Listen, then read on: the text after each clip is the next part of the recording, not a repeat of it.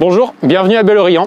On va vous parler aujourd'hui acidification de la ration en prépa-vélage et mesure de pH urinaire. Suivez-moi, c'est parti.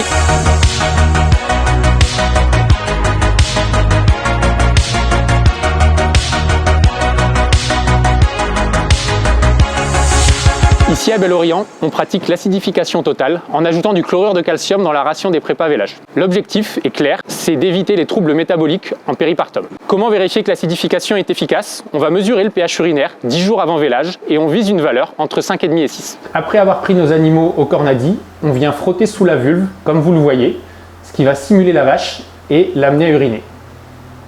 Et maintenant, c'est parti pour la mesure. Pour réaliser la mesure, on utilise un pH mètre que vous pouvez trouver sur le site de Vital Concept. Avant de l'utiliser, on va simplement le rincer.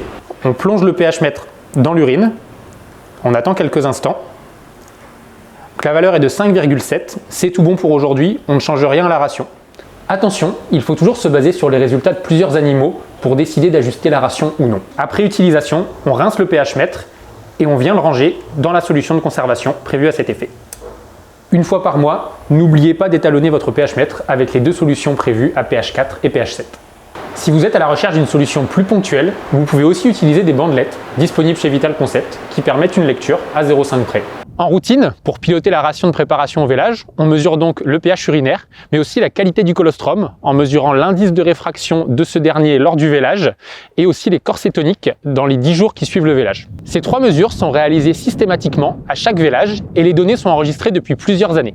Cela nous a permis d'établir deux corrélations. Les vaches qui ont un pH urinaire supérieur à 6,5 en préparation au vélage ont en moyenne un colostrum moins bon, avec 21 degrés Brix d'indice de réfraction contre 24 pour les autres. Et ces mêmes vaches ont aussi 2 fois plus de chances de développer une cétose postpartum.